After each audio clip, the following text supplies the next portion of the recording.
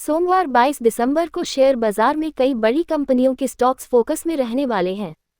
Corporate action, tax notice, rating update, अधिग्रहण और court के फैसलों का असर इन शेयरों की चाल पर दिख सकता है। बीते सत्र की तेजी के बाद निवेशकों की नज़र उन स्टॉक्स पर रहेगी जहां खबरों के दम पर हलचल बढ़ने की संभावना है। बीएसई के आंकड़ों के मुताबिक अगले हफ्ते Nuvama wealth management, digital fibre infrastructure trust, Canara Robeco asset management, GRM overseas और नॉलेज मरीन जैसे शेयरों में कॉर्पोरेट एक्शन के चलते एक्स डेट्स रहने वाले हैं। ऐसे में इन स्टॉक्स में उतार चढ़ाव बढ़ने की संभावना है। जुपिटर वैगन्स के प्रमोटर टाटा वागोनका ने कंपनी में अपनी हिस्सेदारी बढ़ाई है। प्रमोटर ने 470 रुपये प्रति शेयर के भाव पर करीब 135 करोड़ रुपए खर्च कर 0.55% अतिरिक्त हिस्सेदारी खरीदी है। इस सौदे के तहत कुल 28.72 लाख शेयरों का अधिग्रहण किया गया है। क्राफ्ट्समैन ऑटोमेशन की पूर्ण स्वामित्व वाली इकाई डॉक्टर एक्सियन इंडिया पैट लिमिटेड ने सुप्रश डेवलपर्स पैट लिमिटेड में 100% हिस्सेदारी खरीदने के लिए शेयर परचेज एग्रीमेंट साइन किया है। इस अधिग्रहण की कुल कीमत 146 करोड़ रुपए तय की गई है। कंपनी के मुताबिक ये डील तमिलनाडु में नया मैन्युफैक्चरिंग प्लांट स्थापित करने के उद्देश्य से की जा रही है। इंडिगो, देश की प्रमुख एविएशन कंपनी इंडिगो ने शनिवार 20 दिसंबर को यात्रियों के लिए ट्रैवल एडवाइजरी जारी की है। कंपनी ने बताया कि खराब मौसम और घने कोहरे के चलते कुछ उड़ानों के संचालन में दिक्कत आ सकती है। खासतौर पर रांची, जम्मू और हिंडन एयरपोर्ट पर कम दृश्यता की वजह से फ्लाइट्स प्रभावित होने की आशंका जताई गई है। वेदांता रेटिंग एजेंसी फिच ने वेदांता लिमिटेड की यूके स्थित parent company Vedanta resources limited (VRL) का आउटलुक स्टेबल से बढ़ाकर पॉजिटिव कर दिया है। यह फैसला मजबूत कमाई की उम्मीद, कर्ज में कमी और बेहतर फाइनेंशियल डिसिप्लिन को देखते हुए लिया गया है। हालांकि फिच ने वीआरएल की long term foreign currency issuer default rating को बी जोड़ पर ही बरकरार रखा है।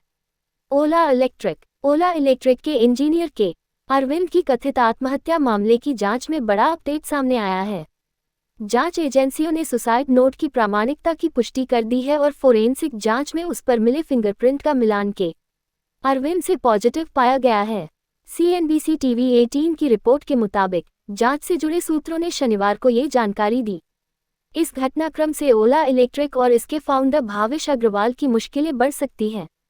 टाटा स्टील को झारखंड के जमशेदपुर स्थित सीजीएसटी और सेंट्रल एक्साइज कमिश्नर के ऑफिस से 1132.18 करोड़ रुपए की देनदारी चुकाने का आदेश मिला है।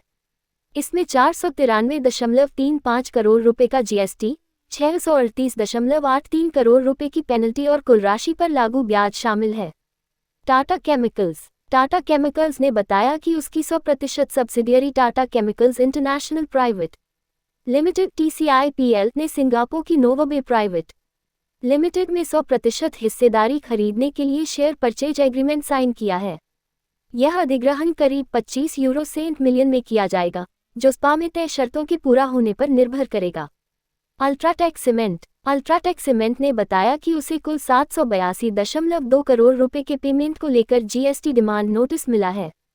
कंपनी ने साफ किया है कि वह इस आदेश की समीक्षा कर रही है और सभी कानूनी विकल्पों पर विचार करते हुए इसे उचित फोरम में चुनौती देगी। श्री सीमेंट ने महाराष्ट्र के विदर्भ क्षेत्र में 2000 करोड़ रुपए के निवेश का ऐलान किया है। इस निवेश के तहत कंपनी 2 मिलियन टन प्रति वर्ष मितपक क्षमता की नई सीमेंट मैन्युफैक्चरिंग यूनिट लगाएगी। कंपनी के मुताबिक ये निवेश उसकी 3 साल की विस्तार योजना का हिस्सा है, जिसके तहत कुल क्षमता 68 MTPA से बढ़ाकर 80 MTPA करने का लक्ष्य है। फोर्टिस हेल्थकेयर ने बेंगलुरु के यशवंतपुर में स्थित 125 बेड वाले पीपल ट्री हॉस्पिटल को 430 करोड़ रुपए में खरीदने के लिए समझौता किया है। यह अधिग्रहण पीपल ट्री हॉस्पिटल की holding company TMI healthcare PAT limited की 100% हिस्सेदारी खरीद कर किया जाएगा। ये डील फोर्टिस की subsidiary international hospital limited (IHL) के जरिए पूरी होगी। IHCL Indian hotels company limited (IHCL) ने ताज GVK hotels and resorts limited में अपनी 25.52% हिस्सेदारी बेचने को मंजूरी दे दी है। इस सौदे के पूरा होने के बाद GVK भोपाल परिवार की हिस्सेदारी बढ़ जाएगी। वारी वारी एनर्जीज ने शेयर बाजार को बताया कि उसकी पूर्ण स्वामित्व वाली इकाई वारी forever energies private limited WFEPL ने एक नई subsidiary hydro Bloom energy private limited का गठन किया है।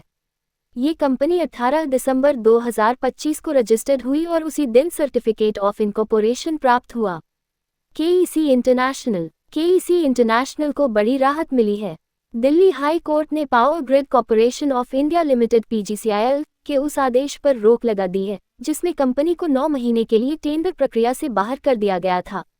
कोर्ट के इस फैसले के बाद कंपनी अगली सूचना तक चल रही बोलियों में हिस्सा ले सकेगी। डिस्क्लेमर: यह मुहैया जानकारी सिर्फ सूचना के लिए दी जा रही है। यह बताना जरूरी है कि मार्केट में निवेश बाजार जोखिमों के अधीन है। निवेशक के तौर पर पैसा लगाने से पहले हमेशा एक्सपर्ट से सलाह लें।